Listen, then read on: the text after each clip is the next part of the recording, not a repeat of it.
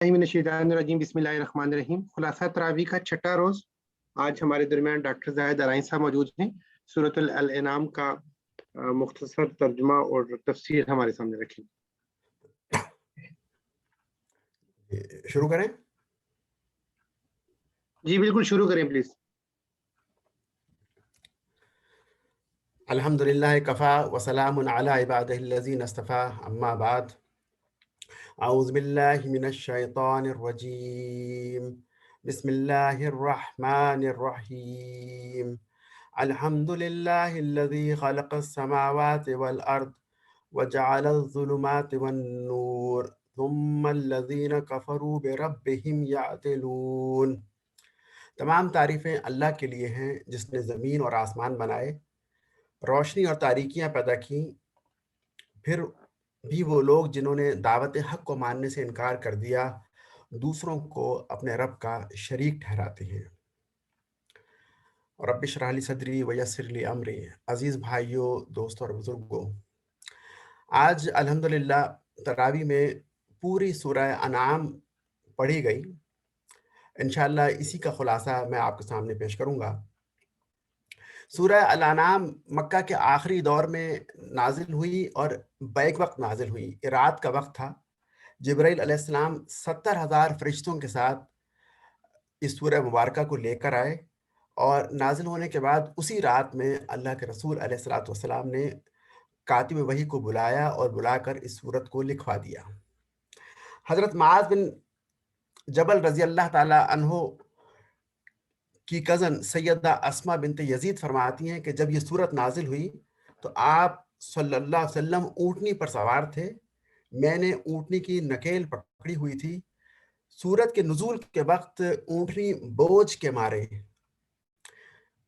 शदीद तकलीफ में थी और लगता था कि इसकी हड्डियां टूट जाएंगी। यानी सूरत के नुज़ूल का इतना ज़्यादा वज़न पड़ रहा था। जब ये सूरत नाज़िल हुई तो उस वक्त मक्का के हालात क्या थे? नबी अकरम सल्लल्लाहु अलैहि वसल्लम को दावत देते हुए 12 साल गुजर चुके थे। कुरैश की मुखालफत और उनका जुल्म अपने उरूज पर था। आप सल्लल्लाहु अलैहि वसल्लम की हिमायत के दो बड़े और अहम सुतून चचा अबू तालिब और सैयदा खदीजा रज़ी अल्लाह तआला अन्हा वफ़ात पा चुके थे। उस ज़माने में इस्लाम पर कायम रहना मौत को दावत देने के मुतरादिफ था। इसी वजह से अहले ईमान की बड़ी तादाद मक्का से हिजरत करके हबशा की जानिब जा चुकी थी। ये सूरत का पस मंज़र था और इस पस मंज़र सूरत नाज़िल हुई। इस सूरत में मज़ामीन कौन से ज़ेर बहस आए? एक तो ये मक्की सूरत है, तो मक्की सूरतों का मिजाज ये है कि उसमें ईमानियात सलासा का बयान किया जाता है। तो इसमें ईमानियात सलासा में बिलखुसूस तौहीद का बयान हुआ। इसमें दावत को कबूल आम न मिलने की बिना पर रसूल अकरम सल्लल्लाहु अलैहि वसल्लम और सहाबा को जो परेशानी थी उस पर उन्हें तसल्ली दी गई और उनसे कहा गया कि इस्तकामत का मुज़ाहिरा करें, अल्लाह ताला यकीनन आपको कामयाब करेगा। और साथ साथ कुफार को खबरदार किया गया कि तुम आज इस दावत हक को ठुकरा रहे हो और इस वजह से, इस ठुकराने की वजह से तुम कल को पछताओगे। इसके साथ साथ सूरत मुबारका में हिकमत के मोती बखेरे गए। ये पूरा एक खुतबा है जो एक साथ यकमुश्त नाजिल किया गया। इसमें ये बहुत से मज़ामीन आपस में गडमट हैं और इन्हीं मज़ामीन के दरमियान अल्लाह ताला ने कुछ यूनिवर्सल ट्रुथ, कुछ पर्ल्स, कुछ हिकमत के मोती भी बखेरे हैं। इंशाअल्लाह उनका भी मैं इस खुलासे के आखिर में जिक्र करूँगा। सूरत के आगाज़ में अल्लाह ताला ने तौहीद के दलाइल दिए। जो आयत मैंने तिलावत की वो सूरह अल-अनाम की पहली आयत है और पहली आयत से अल्लाह ताला ने तौहीद के दलाइल बयान करना शुरू कर दिए कि कायनात और इंसान के अंदर बेशुमार निशानियाँ पोशीदा हैं। अगर इंसान इसे बसीरत की आँख से देखे तो इसमें बहुत सी सीखने की चीज़ें उसके लिए हैं और इन चीज़ों की वजह से वो अल्लाह तक पहुँच सकता है। ये सब के सब मोजज़े हैं और ये अज़मत इलाही की निशानियाँ हैं। लेकिन बजाय इसके कि ये लोग इसमें गौर करते, इन्होंने इस कुरान की दावत को और नबी अलैहिस्सलाम की दावत को ठुकरा दिया। फ़क़द कज़्ज़बू बिल हक़्क़ि लम्मा जाअहुम। जब इनके पास हक़ आया तो इन्होंने इसको झुठलाया और कहा कि हम कुरान को उतरता हुआ देख कर ईमान लाएंगे। तो अल्लाह ताला फरमाते हैं कि अगर ये लिखी हुई किताब भी हम उतार देते तो फिर भी काफिर यही कहते और ये बहाना बना देते कि ये तो जादू है। फिर दूसरा वो ये कहा करते थे कि फरिश्ते ہمیں اترتے ہوئے نظر آئیں، حضور کے دائیں بائیں چل رہے ہوں، ہٹو بچوں کی صدائیں ہوں. وقالوا لولا انزل علیک ملک علیہ ملک، اور وہ کہتے ہیں کہ ان کے ساتھ فرشتے کیوں نہیں آئے؟ تو اللہ تعالیٰ جواب دیتے ہیں اگر فرشتے بھی آتے تو یہ اس کا بھی انکار کر دیتے ہیں. اور انہیں معلوم ہونا چاہیے کہ تاریخ اور جغرافیہ دونوں اس بات کے گواہ ہیں کہ انکار کرنے والوں کا انجام بہت برا ہوا. تاریخ اس لحاظ سے کہ وہ قوم سمود، قوم عاد، قوم لوط ان کی تاریخ سے واقف تھے، اور جغرافیہ اس لحاظ سے کہ وہ ان کے مقامات سے گزرتے تھے. وہ سال میں ایک دفعہ دو دفعہ جب سفر کرتے تو ان چیزوں کو، ان آثار کو دیکھتے تھے اور انہیں ان کی پوری تاریخ یاد آ جاتی تھی. تو یہ بتا کر انہیں خبردار کیا جا رہا ہے. اس کے ساتھ ساتھ نبی علیہ الصلوۃ والسلام کو تسلی دی جا رہی ہے کہ آپ کافروں کی باتوں کی پرواہ نہ کریں، انشاءاللہ اللہ تعالیٰ ایسے اسباب پیدا کرے گا کہ دعوت حق مقبول ہوگی. پھر فرمایا کہ یہ جو قرآن جس کا یہ اہل کتاب خاص طور پہ یہود انکار کرتے ہیں، یہ قرآن کو اس طرح جانتے ہیں جس طرح اپنی اولاد کو پہچانتے ہیں. جب انہیں دلائل دیے جاتے ہیں اور دلائل کے بعد لاجواب ہو جاتے ہیں، کوئی جواب نہیں بن پاتا، تو پھر کہہ دیتے ہیں کہ ان ھذا الا اساطیر الاولین، یہ تو پرانے زمانوں کی کہانیاں ہیں جو کہ ہمارے آباء و اجداد سے چلی آ رہی ہیں. گویا کہ انکار کر دیتے ہیں. اللہ تعالیٰ فرماتے ہیں جو لوگ حق کا انکار کرتے ہیں، دنیا کی زندگی کو سب کچھ سمجھتے ہیں، یہ دراصل دوبارہ اٹھنے کا انکار کرتے ہیں. اگر انہیں دوبارہ اٹھ کر اللہ کے حضور پیش ہونے کا یقین ہوتا تو یقیناً یہ اس دعوت حق کو قبول کر لیتے. لیکن ہوگا کیا؟ ہوگا یہ کہ جب یہ جہنم میں ڈالے جائیں گے پھر ان کی آنکھیں کھلیں گی اور چاہیں گے کہ انہیں دنیا میں دوبارہ بھیج دیا جائے، لیکن یہ ممکن نہیں ہوگا. دوبارہ کوئی شخص دنیا میں لوٹ کر واپس نہیں آ سکے گا. اس کے ساتھ ساتھ اللہ تعالیٰ نبی علیہ السلام کو تسلی بھی دے رہے ہیں کہ یہ ظالم دراصل آپ کو جھٹلا کر آپ کا انکار نہیں کر رہے، بلکہ یہ اللہ کی آیات کا انکار کر رہے ہیں. یہ نعوذ باللہ اللہ تعالیٰ کو جھٹلا رہے ہیں. تو یہ ایک طرح کی تسلی ہے جو کہ نبی علیہ السلام کو اللہ تعالیٰ نے اس سورہ مبارکہ میں دی. اب یہاں یہ سوال پیدا ہوتا ہے کہ سرداران مکہ دعوت حق کو قبول کیوں نہیں کرتے تھے؟ اس کا جواب اس واقعے میں ملتا ہے کہ جو کہ کتابوں میں نقل کیا گیا کہ ایک مرتبہ ابو جہل نے اخنس بن شریق سے بات کرتے ہوئے تسلیم کیا کہ محمد صلی اللہ علیہ وسلم نے کبھی جھوٹ نہیں بولا، لیکن وہ بنو ہاشم سے ہیں، ان سے بنو ہاشم سے ہماری خاندانی دشمنی ہے. محمد صلی اللہ علیہ وسلم کو ماننے سے ہماری ناک کٹ جائے گی، ہمارا ان سے مقابلہ ہے. انہوں نے حاجیوں کی خدمت کی، کھانے کھلائے، ہم نے بھی کھلائے، انہوں نے بڑھ چڑھ کر ان کی تواضع کی، ہم نے بھی کی. اب یہ کہتے ہیں کہ ہمارے درمیان ایک نبی آ گئے اور ہم نبی کہاں سے لائیں؟ اس لیے اب ان کا ہم وہ مقابلہ اس سمت میں نہیں، اس لیے نہیں کر سکتے نبوت کے ضمن میں، اس لیے مخالفت کر رہے ہیں. ابو جہل کے علاوہ اتبا، شیبہ، امیہ بن خلف، ولید بن مغیرہ، ابو لہب اور ابی سفیان جو کہ بعد میں مسلمان ہو گئے رضی اللہ تعالیٰ عنہ، سب اور اس طرح کے سردار یہ رسول اکرم صلی اللہ علیہ وسلم کی اس دعوت کو نہیں مانتے تھے اور اس کا انکار کرتے تھے. ان کے دلائل کی بنا پر قرآن نے یہ کہا کہ وَإِن يَرَوْا كُلَّ آيَةٍ لَا يُؤْمِنُوا بِهَا، اگر ان کو آپ تمام نشانیاں بھی دکھا دیں گے تو اس پر ایمان لانے والے نہیں. چونکہ اس صورت کا مرکزی مضمون یہ ہے کہ کفار نے نشانیاں مانگی. بار بار اس صورت میں آیا کہ کفار کہتے ہیں نشانیاں دکھاؤ، ہمیں نشانیاں دکھاؤ، ہمیں کوئی حصی معجزہ دکھاؤ جسے ہم سینسوریلی ہم اسے جو ہے وہ فیل کر کے دیکھ لیں، اپنی آنکھوں سے دیکھ لیں، اپنے کانوں سے سن لیں، اس کے بعد ایمان لائیں گے. تو کہا یہ جا رہا ہے کہ اگر یہ وَإِن يَرَوْا كُلَّ آيَةٍ، اگر یہ تمام آیتیں بھی، اگر نشانیاں بھی دیکھ لیں گے تب بھی یہ ایمان لانے والے نہیں. اس کی وجہ بتا دی کہ ان کی ہٹ دھرمی ہے اور ان کی خاندانی دشمنی ہے. اس کے بعد خطاب کا رخ مڑتا ہے اللہ تعالیٰ کے رحمت کی جانب. فرمایا کہ جب بندہ اللہ تعالیٰ کی جانب لوٹتا ہے گناہ کے بعد، اسے احساس ہوتا ہے کہ اس سے غلطی ہو گئی، تو اس کے اس لوٹنے سے اللہ تعالیٰ خوش ہوتے ہیں. بندہ توبہ کرتا ہے تو اللہ تعالیٰ توبہ کرنے والے کو معاف فرما دیتے ہیں. لیکن جب یہی بندہ غلطی کرنے کے بعد شیطان کی طرح بغاوت کی راہ پر چل نکلتا ہے تو اللہ تعالیٰ نعمت کے دروازے کھول دیتے ہیں. باغی سمجھتا ہے کہ اس کی دعائیں، اس کی تمنائیں پوری ہو رہی ہیں، اسے نوازا جا رہا ہے، جبکہ اللہ کا فیصلہ یہ ہوتا ہے کہ یہ اپنی کشتی کو گناہوں سے بھر لے تاکہ اس کی کشتی کو بیچ منجھدار کے غرق کر دیا جائے، وہ ایک کڑی سزا دی جائے. پھر اس کے بعد اللہ تعالیٰ فرماتے ہیں کہ توحید کے ضمن میں اے نبی آپ کہہ دیجئے قُل لَا أَقُولُ لَكُمْ عِنْدِي خَزَائِنُ اللَّهِ، آپ کہہ دیجئے کہ میرے پاس اللہ کے خزانے نہیں ہیں. وَلَا أَعْلَمُ الْغَيْبَ، اور نہ میں علم غیب رکھتا ہوں. وَلَا أَقُولُ لَكُمْ إِنِّي مَلَكٌ، اور نہ میں یہ کہتا ہوں کہ میرے پاس فرشتے ہیں. گویا بتایا گیا خزانے، یہ علم غیب اور یہ فرشتے، یہ سب کے سب اللہ تعالیٰ کے کنٹرول پر ہیں، اللہ تعالیٰ کے پاس ہیں۔ میرے پاس کیا ہے؟ میرے پاس تو صرف وہی آتی ہے، قرآن نازل ہوتا ہے، میں اس کے ذریعے آپ کو نصیحت کرتا ہوں، قرآن آپ کو سناتا ہوں اور حق کی دعوت پیش کرتا ہوں۔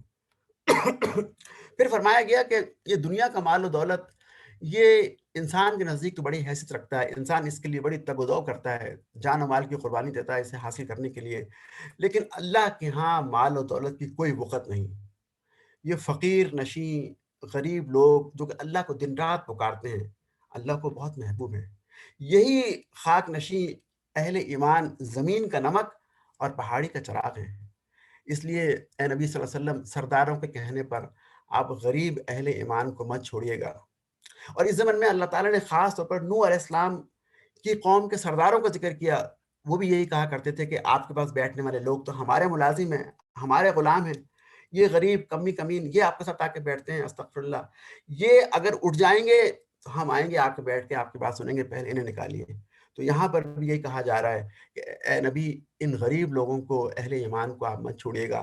وہ یہاں کے سردار مکہ کو بتایا گیا کہ اس سے پہلے نوح علیہ السلام کی قوم کے سردار بھی یہ کام کر چکے ہیں، ان کا جو انجام ہوا اسے بھی یاد کر لیجئے کیا انجام ہوا تھا، وہ بھی تباہ ہو گئے تھے۔ ایسا نہ ہو کہ تم بھی اپنے اس رویے کی بنا پر تباہ ہو جاؤ۔ پھر اللہ تعالیٰ اپنی رحمت کا ذکر فرماتے ہیں کتب ربکم علی نفسہ رحمہ، اللہ تعالیٰ نے، تمہارے رب نے اپنے اوپر رحمت کو لازم کر لیا ہے۔ وہ کس طرح؟ وہ اس طرح کہ اگر کوئی شخص توبہ کرنا چاہے اور توبہ کے لیے سنجیدہ ہو تو اللہ تعالیٰ نرمی سے کام لیتے ہیں اور اس کی توبہ کو قبول فرماتے ہیں۔ اس زمانے میں کافر ایک بات اور یہ بھی کہا کرتے تھے کہ نبی علیہ السلام نے دعوت پیش کی، ہم نے انکار کیا، اور یہ بھی کہا گیا کہ اگر نہیں مانو گے تم پر عذاب آ جائے گا۔ ہمارے انکار کے بعد آخر عذاب کیوں نہیں آیا؟ وہ اس سے یہ بتانا چاہ رہے تھے کہ نعوذ باللہ یہ دعوت صحیح نہیں ہے، تبھی تو عذاب نہیں آیا۔ تو اس کے جواب میں اللہ تعالیٰ یہ فرما رہے ہیں کہ اللہ جانتا ہے کہ ظالموں کے ساتھ کیا معاملہ کرنا ہے۔ اللہ کے ہاں ہر عذاب کا، ہر معاملے کا ایک وقت طے ہے، وہ اپنے اسکیجول کے لحاظ سے آئے گا، کسی کے کہنے سے، کسی کے طعنہ دینے سے، کسی کے مانگنے سے عذاب نہیں آئے گا۔ اور یاد رہے کہ جب عذاب آئے گا تو یہ مجرم چھپ نہیں سکیں گے، اللہ سے کوئی چیز پوشیدہ نہیں ہے۔ پھر فرمایا کہ درخت سے گرنے والا ایک پتا، زیر زمین پڑے ہوئے دانے، بر و بر کی تمام چیزیں اللہ تعالیٰ کے نزدیک ایک کھلی کتاب کی طرح ہیں۔ جب عذاب آئے گا تو اللہ تعالیٰ ان کو پکڑ لے گا اور یہ سزا بھگتیں گے۔ آیت نمبر 74 سے ابراہیم علیہ السلام کا ذکر شروع ہوتا ہے۔ خاص طور پہ اللہ تعالیٰ ان کی جوانی کے واقعے کا ذکر کرتے ہیں۔ انہوں نے بت پرستی کے ماحول میں آنکھ کھولی، وہ شرک سے بہت دور تھے، متنفر تھے۔ اس وقت ان کی قوم 3 طرح کے شرک کیا کرتی تھی: بت پرستی کا شرک، ستارہ پرستی کا شرک اور شاہ پرستی کا، بادشاہ کی عبادت کا شرک۔ یہ تینوں شرک اس زمانے میں رائج تھے، اور ابراہیم علیہ السلام کے والد بت ساز بھی تھے اور پروہت بھی تھے، کاروبار بھی کیا کرتے تھے۔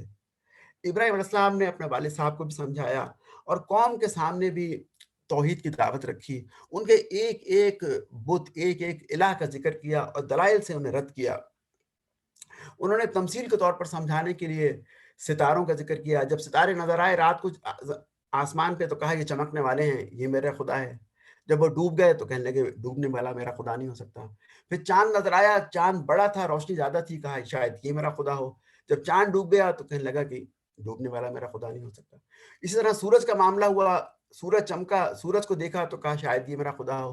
جب یہ سب ڈوب گئے تو قال لا احب العافلین، فرمایا کہ میں ڈوبنے والوں کو پسند نہیں کرتا، ڈوبنے والے میرے خدا نہیں ہو سکتے۔ میرا خدا تو بس ایک وہی ہے جو کبھی نہ جسے اونگ آتی ہے، نہ وہ سوتا ہے، نہ وہ تھکتا ہے، جس نے سب کو پیدا کیا ہے اور پھر اعلان کر دیا کہ میں یکسو ہو کر اسی کی جانب رخ پھیر رہا ہوں۔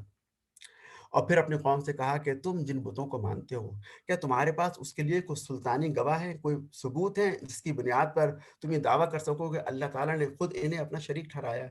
یقیناً ایسا کوئی ثبوت تمہارے پاس نہیں ہے۔ ابراہیم علیہ السلام کا ذکر کرنے کے بعد اسی صورت انعام میں آگے چل کر اللہ تعالیٰ نے ابراہیم علیہ السلام کی اولاد میں آنے والے تقریباً 19 جلیل القدر انبیاء کا ذکر کیا۔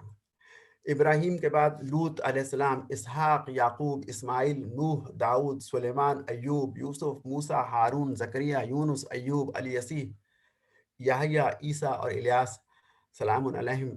ان تمام کا ذکر کرنے کے بعد اللہ تعالیٰ نے فرمایا کہ یہ بڑی شان والے تھے، ان کو ہم نے فضیلت دی تھی. اولئک الذین آتیناہم الکتاب والحکم والنبوہ، اور یہ وہ لوگ ہیں جنہیں ہم نے کتاب دی تھی، حکم یعنی شریعت دی تھی، اور نبوت دی تھی. یعنی یہ تین بڑے بڑے ہم نے ان کو اہم چیزیں دی تھیں اور تمام جہان والوں پر فضیلت دی تھی. پھر فرمایا کہ اگر یہ سب لوگ بھی خدا نخواستہ شرک کرتے تو ان کے بھی اعمال ضائع ہو جاتے ہیں. یہ تمثیل محال ہے، یہ ہونے کا امکان نہیں ہے، نہیں تھا، لیکن یہ ہمیں سمجھانے کے لیے، شرک کی سنگینی بتانے کے لیے ہمیں بتایا جا رہا ہے کہ اگر یہ انبیاء بھی اگر شرک کرتے تو ان کے اعمال جو ہے حت ہو جاتے، تو تمہارا تو کوئی مقام نہیں ہے. تم جو شرک کر رہے ہو، خاص طور پہ کفار مکہ کو مخاطب کیا جا رہا ہے، تو تمہیں بھی اپنے انجام کو دیکھ لینا چاہیے. اللہ تعالیٰ فرماتے ہیں کہ وہی اور انبیاء کو ہم نے لوگوں کی ہدایت کے لیے بھیجا، لیکن ہوا کیا، بہت سے لوگ ایمان نہیں لائے. پھر فرما رہے ہیں کہ اگر تم منکرین کو، جنہوں نے ہماری دعوت کا کو ٹھکرا دیا، سکرات الموت یعنی جب روح قبض کی جا رہی اسے دیکھ سکو، تو معلوم ہوا کہ یہ لوگ ڈبکیاں کھا رہے ہیں، اور فرشتے ان سے کہتے ہیں کہ لاؤ، نکالو اپنی جان، آج تمہیں دردناک عذاب دیا جائے گا. یعنی مرتے وقت جو ہے وہ منکرین کی اور شہادت حق کا انکار کرنے والوں کا یہ انجام ہوگا. اس کے بعد اس سورہ مبارکہ کی آیت نمبر 95 سے 110 میں اللہ تعالیٰ نے آفاق و انفس یعنی اس کائنات میں پھیلی ہوئی بے شمار نشانیاں اور انسان کی اپنی پیدائش سے، انسان کے اپنے جسم سے مثالیں پیش کی، اور ان کو توحید کی تائید اور شرک کی نفی میں اس بیان کیا. فرمایا کہ یہ بہت سی نشانیاں اگر کوئی شخص اپنے دل کی آنکھ سے دیکھے گا، بصیرت کی آنکھ سے غور کرے گا، تو یقین اللہ تعالیٰ پہ پہنچ جائے گا.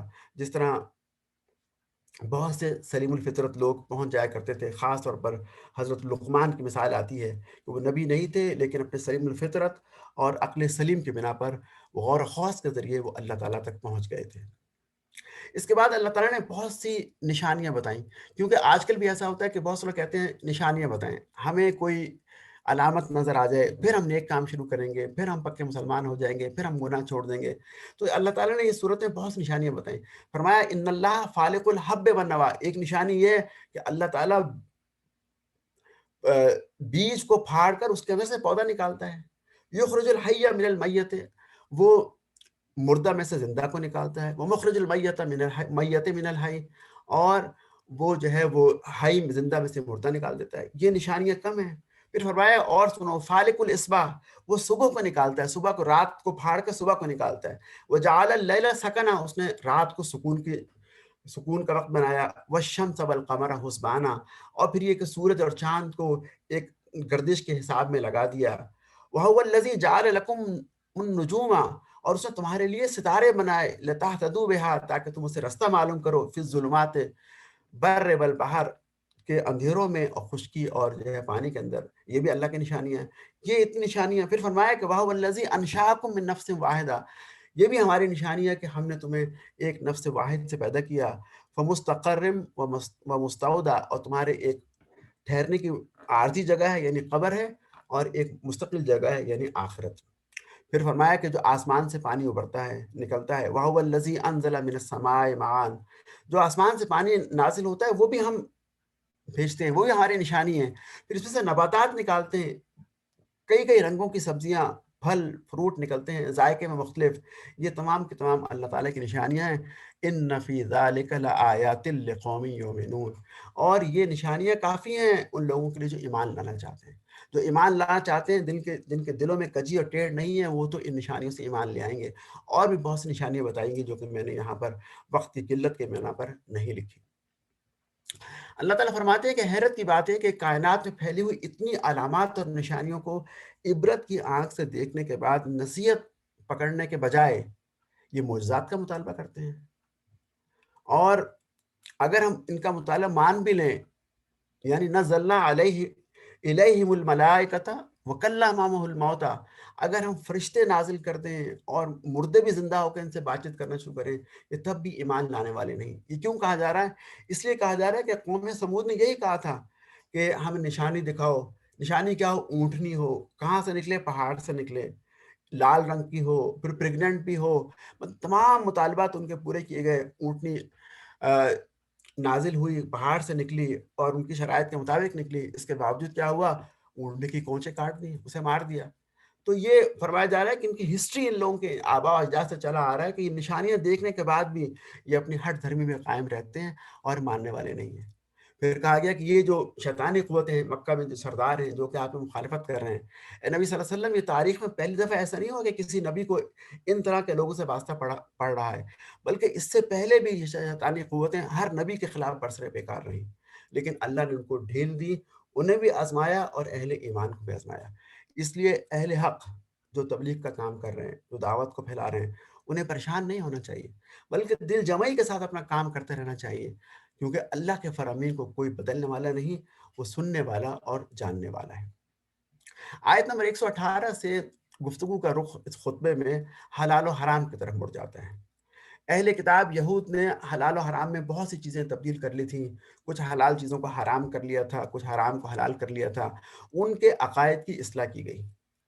اور ایک چیز آیت نمبر 145 میں بالکل وضاحت کے ساتھ بتا دی، جو کہ اس سے پہلے سورہ المائدہ میں بھی آ چکی ہے، کہ اللہ تعالیٰ نے کچھ چیزوں کو حرام قرار دیا ہے، ان میں مرا ہوا جانور، بہتا ہوا لہو، سور کا گوشت، یہ سب ناپاک ہیں اور یہ حرام ہے۔ اس کے علاوہ وہ چیز جس کو ذبح کرتے ہوئے اللہ تعالیٰ کے علاوہ کسی اور کا نام لیا گیا ہو، وہ بھی حرام ہے۔ ہاں کوئی مجبوراً کھا لے، کوئی حلال چیز میسر نہ ہو اور نافرمانی کرنے کا اس کا جذبہ نہ ہو، اس کی نیت نہ ہو اور حد سے باہر نہ نکل جائے، تو پھر اللہ تعالیٰ معاف فرمانے والے ہیں۔ تو یہ تھوڑا سا بیان سورہ کے آخر میں اللہ تعالیٰ نے حلال و حرام کا کیا۔ پھر اللہ تعالیٰ نے ایک بالکل جو ہے نا وہ عجیب انداز سے بات فرمائی، کہا کہ کچھ چیزیں کھانے پینے کے حرام ہیں اور تم سمجھتے ہو، لیکن اس طرح سے کچھ اعمال بھی حرام ہوتے ہیں۔ جس طرح کچھ کھانے حرام ہیں، اس طرح کچھ اعمال بھی حرام ہیں۔ تم کھانوں کی طرف تو بڑی توجہ کرتے ہو کہ ہم یہ نہیں کھائیں گے، ہم غیر ذبیحہ نہیں کھائیں گے، ہم جو ہے سور نہیں کھائیں گے، شراب نہیں پئیں گے، لیکن یہ دیکھو کچھ اعمال بھی حرام ہیں، ان سے بھی بچنا ہے۔ وہ اعمال کیا ہیں؟ اس ضمن میں اللہ تعالیٰ نے 10 اعمال کا ذکر کیا جو حرام ہے، جن سے بچنا چاہیے۔ نمبر 1 شرک، پھر والدین کی نافرمانی، مفلسی کے ڈر سے اولاد کو قتل کرنا، بے شرمی اور فحاشی کے کام، قتل ناحق، مال یتیم کھانا، ناپ تول میں کمی کرنا، بے انصافی اور عدل سے ہٹے ہوئے کام کرنا، اللہ اور اس کی مخلوق سے عہد کر کے اس کی خلاف ورزی کرنا اور نبی کے راستے کو چھوڑ کر کوئی اور راستہ اختیار کرنا، یہ 10 حرام کام ہیں۔ حضرت ابن عباس جو کہ پہلے مفسر قرآن ہیں، جنہیں حبر الامہ یعنی علامہ کہا جاتا ہے، وہ فرماتے ہیں کہ یہ موسیٰ علیہ السلام کو ملنے والے 10 کمانڈمنٹس کی طرح ہیں، اور یہ بھی دراصل انہی کا خلاصہ ہے۔ سورہ کے آخر میں آیت نمبر 160 میں اللہ تعالیٰ نے ایک احسان عظیم کا ذکر کیا۔ اللہ تعالیٰ فرماتے ہیں کہ جب بھی کوئی شخص عمل کرتا ہے تو اگر اس کا عمل کوئی گناہ ہوتا ہے تو ہم اسے ایک ہی شمار کرتے ہیں، لیکن اگر کوئی نیکی کرتا ہے تو ہم اسے بڑھا کر 10 گنا کر دیتے ہیں۔ یہ اللہ تعالیٰ کا مومن پر بڑا احسان ہے، اور مومن کو اس کا یعنی ہمیں اس کا شکر گزار ہونا چاہیے۔ اگلی آیت میں اللہ تعالیٰ نے بندہ مومن کو بتایا کہ اس کی زندگی کا مقصد کیا ہے۔ ہم دنیا میں آئے، کیا دنیا میں صرف دنیا کے کام کر کے چلے جانا ہے، یا ہمارا مقصد کچھ اور بھی ہے؟ بتایا گیا کہ تمہارا مقصد یہاں بھیجنے کا یہ ہے، اور یہ حضور کی زبان سے کہلوایا صلی اللہ علیہ وسلم، قل ان صلاتی، آپ کہہ دیجئے کہ میری نماز، و نسکی، اور میری رسوم عبادت، محیایا، میری زندگی، و مماتی، اور میری موت، للہ رب العالمین، یہ تمام یعنی میری پوری کی پوری زندگی اللہ تعالیٰ کے لیے۔ یہ گویا ہمیں کہا جا رہا ہے کہ ہم اپنی زندگی کی اصلاح کریں، ہماری نماز، ہمارے تمام مراسم عبودیت، ہمارے ریچولز، کلچرل چیزیں، اور ہر معاملہ جو اللہ تعالیٰ کی تعلیمات کے عین مطابق ہونا چاہیے، دراصل ہمیں کہا جا رہا ہے۔ آخری آیت میں اللہ تعالیٰ نے ایک بڑی اہم بات فرمایا کہ وَرَفَعَ بَعْضَكُمْ فَوْقَ بَعْضٍ، ہم نے بعض انسانوں کو بعض پر فوقیت دی ہے درجات میں، لِيَبْلُوَكُمْ فِي مَا آتَاكُمْ، تاکہ ہم دیکھیں کہ تم کیا کرتے ہو جو تمہیں ہم نے دیا ہے۔ کچھ لوگوں کو علم زیادہ ملا ہوتا ہے، کچھ لوگوں کو قوت زیادہ ملتی ہے، کچھ لوگوں کے پاس دولت زیادہ ہوتی ہے، کچھ زیادہ حسین ہوتے ہیں، کچھ باصلاحیت ہوتے ہیں، کچھ ذہین ہوتے ہیں۔ تو یہ 6 چیزیں ڈفرینٹ لوگوں کو ڈفرینٹ انداز میں اور کم و بیش میری ہوتی ہیں۔ فرمایا جا رہا ہے کہ یہ سب چیزیں دینے کے بعد اب ہم دیکھنا چاہتے ہیں کہ ان نعمتوں کا کون شکر کرتا ہے، کون اللہ تعالیٰ کا شکر گزار بندہ کرتا ہے۔ یہ تمام چیزیں ہم نے آزمانے کے لیے دی ہیں۔ جس طرح سورت کے آغاز میں فرمایا کہ تمام انسانوں کو مٹی سے پیدا کیا، پھر مقرر وقت میں دنیا میں رکھا جائے گا، اور آخری آیت میں فرمایا کہ دنیا ایک دارالعمل ہے، یہاں انسان کو عمل کرنا ہے اور عمل کرنے کے بعد ایک متعین مدت تک یہاں رہنا ہے اور پھر یہاں سے کوچ کر جانا ہے۔ اس کے بعد آخرت ہوگی، آخرت دارالحساب ہے، دنیا دارالعمل تھی ہے اور آخرت دارالحساب ہے، وہاں آخرت میں اعمال کی جواب دہی کرنا ہوگی۔ یہ بات انسان کے سامنے ہر وقت رہنی چاہیے۔ گویا آخرت کا ایک کانسیپٹ دیا جا رہا ہے کہ اگر آخرت کا خوف انسان کے دل میں پیدا ہو جائے تو اس کے اعمال بہتر ہو سکتے ہیں۔ پھر فرمایا کہ اور تم آخرت میں دیکھ لو گے کہ تمہارا رب سزا دینے میں بہت تیز ہے، سریع الحساب ہے اور اطاعت گزار بندوں سے بہت درگزر کرنے والا ہے۔ جیسا کہ میں نے شروع میں عرض کیا کہ اس صورت میں جہاں خطبے میں بہت سی چیزیں اللہ تعالیٰ نے ڈسکس کی، وہ درمیان میں جا بجا حکمت کے موتی بھی بکھیرے ہیں۔ یہی چند موتی میں نے چنے اور آپ کے سامنے رکھنا چاہ رہا ہوں اس صورت مبارکہ میں سے۔ فرمایا کہ وَإِن يَمْسَسْكَ اللَّهُ بِضُرٍّ فَلَا كَاشِفَ لَهُ إِلَّا هُوَ، جب اللہ تعالیٰ کسی پر مصیبت نازل کرتے ہیں تو کوئی بھی اسے ہٹانے والا نہیں ہے۔ تو انسان کو بات سمجھ لینی چاہیے کہ مشکل اللہ تعالیٰ کی طرف سے آتی ہے اور اللہ سے دعا کر کے، اللہ کی تعلیمات پہ عمل کر کے، اللہ کا ذکر کر کے ہی اس سے انسان نکل سکتا ہے۔ پھر فرمایا کہ مصیبت کے وقت تم اسی کو پکارتے ہو اور جن کو تم شریک بناتے ہو اس وقت ان کو بھول جاتے ہو، یعنی جن بتوں کو تم عام دنوں میں پکارتے ہو، مشکل کے وقت جو ہے انہیں نہیں پکارتے، ان کو بھول جاتے ہو، صرف ایک اللہ واحد کو بلاتے ہو۔ جس طرح کہ حضرت اکرمہ کا واقعہ آتا ہے کہ وہ جب پانی میں جا رہے تھے اور جب کشتی ڈوبنے لگی تو اللہ نے کہا کہ اب بتوں کو مت پکارو، اب اللہ کو پکارو۔ تو کہنے لگے یہی تو ہمارا جھگڑا تھا حضور صلی اللہ علیہ وسلم سے، اگر مشکل میں اللہ کو پکارنا ہے تو پھر ہم عام حالات میں اللہ کو پکاریں گے۔ اور پھر انہوں نے جو ہے وہ اپنے آپ سے پختہ وعدہ کیا کہ اگر میں یہاں سے بچ کر دوبارہ پہنچ گیا تو میں پھر حضور کی خدمت میں پہنچ کر علیہ الصلوۃ والسلام مسلمان ہو جاؤں گا، اور انہوں نے ایسا ہی کیا اور باقی زندگی اپنی جہاد میں گزار دی۔ ایک اور جو حکمت کا موتی اس صورت میں آیا کہ اے محمد، جب تم دیکھو کہ لوگ ہماری آیات پر نکتہ چینیاں کر رہے ہیں، تنقید کر رہے ہیں، مذاق اڑا رہے ہیں، تو ان کے پاس نہ بیٹھو، وہاں سے ہٹ جاؤ، چلے جاؤ، یہاں تک کہ وہ بات بدل لیں اور پھر تم آ کر دوبارہ وہاں بیٹھ سکتے ہو۔ دراصل حضور کے واسطے سے یہ ہمیں آنے والی امت کو قیامت تک کے لیے بتایا جا رہا ہے کہ جہاں مذاق اڑایا جائے ہمارے شعار کا، ہماری آیات کا، تو وہاں انسان نہ بیٹھے۔ پھر فرمایا کہ دنیا میں جو اکثر لوگ ہیں وہ گمراہ ہیں، یعنی دنیا کی میجورٹی وہ صحیح فیصلے نہیں کرتی اگر وہ شریعت کے تابع نہ ہوں۔ اگر مسلمان ہوں اور شریعت کو سامنے رکھ کر فیصلے کریں تو ٹھیک ہوتے ہیں، لیکن اگر شریعت سے آزاد ہو کر فیصلے کریں گے تو وہ صحیح نہیں ہوتے۔ اگر تم ان کا کہنا مان لو گے تو وہ تمہیں خدا کا راستہ بھلا دیں گے اور یہ محض خیال کے پیچھے چلتے اور نیرے اٹکل کے تیر چلاتے ہیں۔ پھر فرمایا کہ ہم نے ہر بستی میں بڑے بڑے مجرم پیدا کیے۔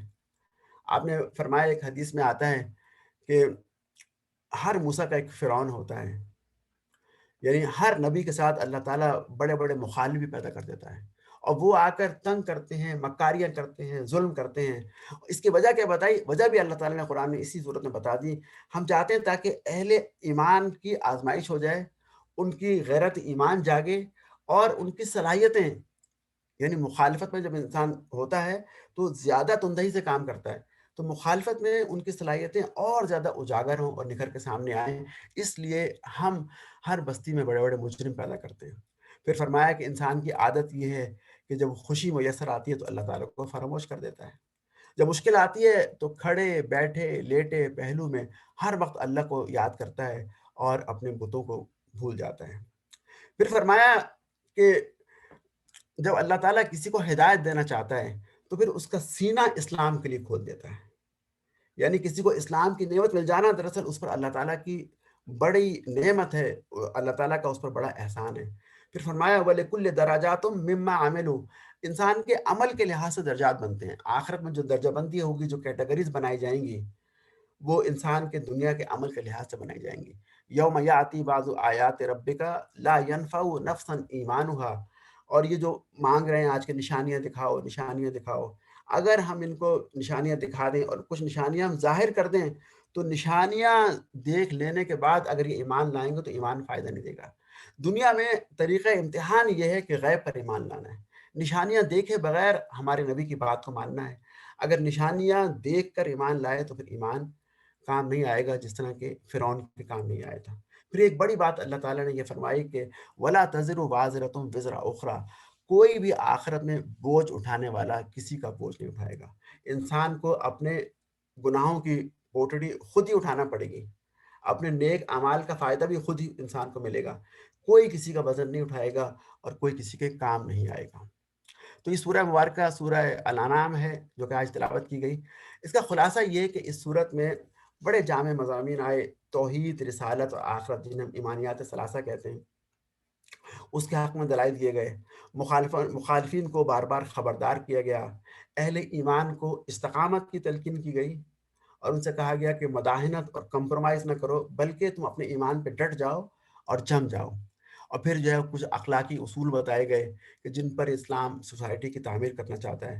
اور دعوت کے جلد کامیاب نہ ہونے پر مسلمانوں کو تسلی دی گئی کہ انشاءاللہ یہ دعوت کامیاب ہوگی. اور اصل بات یہ ہے کہ جب یہ سورہ الانعام نازل ہوئی تو اس وقت مکہ میں تو دعوت کامیاب نہیں ہوئی، نہ طائف میں ہوئی، لیکن مدینہ میں انصار نے مسلمان ہونا شروع کر دیا تھا اور وہاں سے ایک روشنی کی کرن نمودار ہو گئی تھی.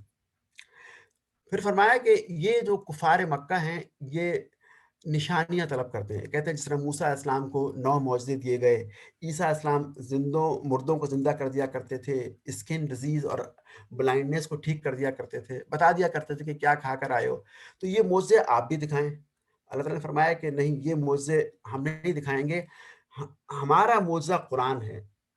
تمہیں ادب پر بڑا ناز تھا، تمہیں اپنی زبان پر بڑا فخر تھا، ہم نے ایسا قرآن تمہیں دیا ہے کہ جسے تم عاجز آ گئے، اور یہ معجزہ ہے، زندہ معجزہ ہے، قیامت تک رہنے والا معجزہ ہے. اگر اس کے علاوہ کچھ اور نشانیاں چاہیے تو آفاق میں پھیلے ہوئے یہ ستارے، یہ چاند، یہ زمین، یہ پہاڑ، یہ درخت، یہ بارشیں، یہ فصلوں کا پیدا ہونا، نکلنا، بھس بن جانا، پھر دوبارہ آنا، یہ سب کی سب نشانیاں ہیں. اور اگر کچھ ایمان لانا چاہے تو ان نشانیوں کو دیکھ کر ایمان لا سکتا ہے. اسی کے ساتھ جو ہے وہ اس سورہ مبارکہ کا خلاصہ ختم ہوا. دعا ہے کہ اللہ تعالیٰ ہمیں قرآن کو سمجھنے، اس پہ عمل کرنے کی توفیق عطا فرمائے. وآخر دعوانا ان الحمد للہ رب العالمین والصلاة والسلام علی رسولہ الکریم. جزاک اللہ خیر ڈاکٹر